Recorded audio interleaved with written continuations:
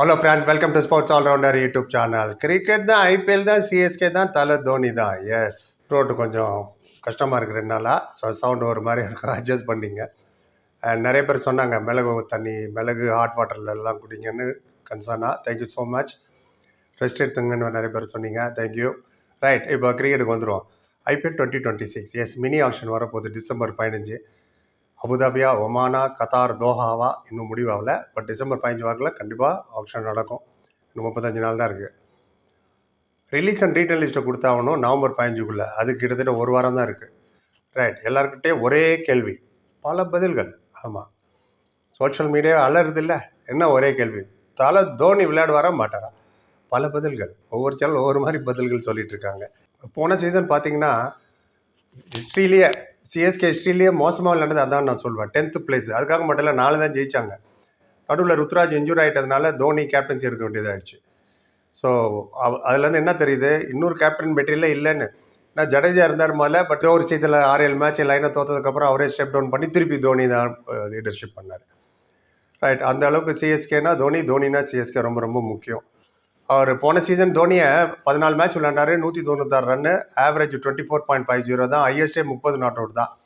7th number 8th number அப்படி தான் வராரு. கீப்பிங்கில் அவரை மாதிரிலாம் யாரும் இன்னும் கீப்பர் வந்ததில்லை. அவரோட குயிக் ரிஃப்ளெக்ஷன் ஆகட்டும், லெக் சைடில் கலெக்ட் பண்ணி பேல்ஸ் எடுக்கிறது, ரன் அவுட் பண்ணுறது, இன்னும் டிஆர்எஸ் எப்போ எடுக்கணும் எப்போ எடுக்கக்கூடாது. அதே சமயத்தில் பேட்டிங்கில் ரன்னிங் பீட் இருக்காங்க. என்னப்பா இவ்வளோ ஃபாஸ்ட்டாக ஓடுறாரு அவர் இந்த வயசுலையும்.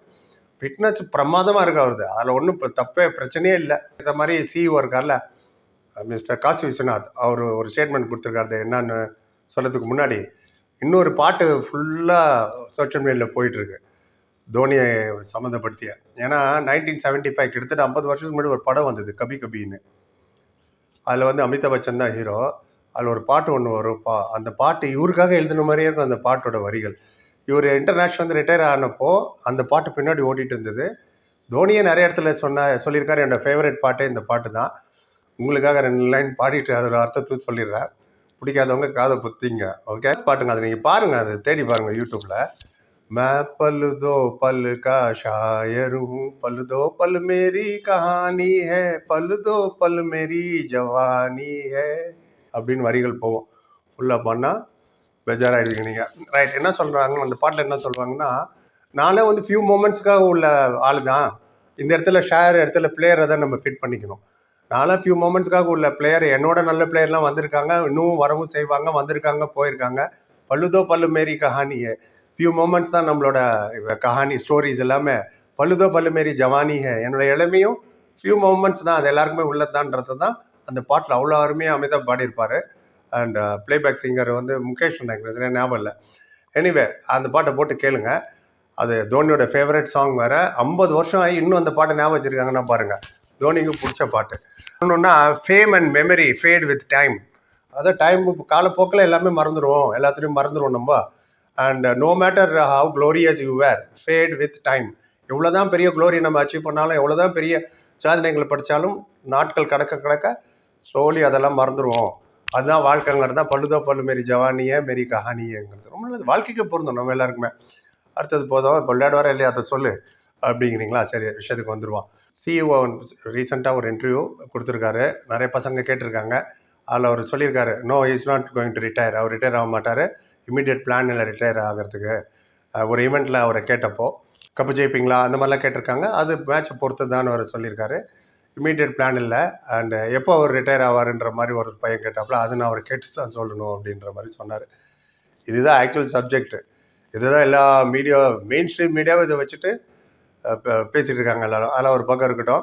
ரைட், எம்எஸ் தோனி என்ன சொன்னார்? எம்எஸ் தோனி ரீசெண்டாக ஹர்ஷ போக்லேட் ரெண்டு கொடுக்கும்போது என்ன சொன்னார், நீங்களாம் பார்த்துருப்பீங்க. எனக்கு 4-5 மாதம் டைம் இருக்குன்னு டிசைட் பண்ணுறதுக்கு. அண்ட் எல்லாத்துக்கும் மேலே பாடி அண்ட் ஃபிட்டாக இருக்கணும். ஒவ்வொரு வருஷமும் 15% எஃபர்ட் நான் போட வேண்டியது இருக்குது. அப்போ தான் வந்து காம்படிட்டிவ் ஸ்போர்ட்ஸ் இது கிரிக்கெட்டு. சும்மா வந்தால் போனன்னு இருக்க முடியாது, யூஸ்ஃபுல்லாக இருக்கணும், ஃபிட்னஸ் ஒத்துழைக்கணும். அதெல்லாம் பார்த்து லாஸ்ட் மொமெண்ட் தான் என்னால் முடிவு எடுக்க முடியும்னு அவர் சொன்னார். ஸோ என்ன தான் இப்போ மினி ஆப்ஷன் வரும்போதும் கண்டிப்பாக அவரை ரீட்டைன் தான் பண்ணுவாங்க. You can always take your decision. Last மொமெண்ட்டில் கூட டெசிஷன் எடுக்கலாம், அவர் ஃபிட்னஸை பொறுத்தது. ஸோ ஆனால் சிஓ ஸ்டேட்மெண்ட் மாதிரி விளையாடணும்னு கன்ஃபார்மாக இப்போயே சொல்லிட்டாரு. அது எப்படின்னு எனக்கு தெரியல. இன்னும் எவ்வளோ ஆப்ஷன் வேணால் இப்போ நடக்கும். டோர்னமெண்ட் ஸ்டார்ட் ஆக 4-5 மாதம் இருக்குது. அதுக்கு முன்னாடி வேர்ல்டு கப் இருக்குது, T20 வேர்ல்டு கப்பு.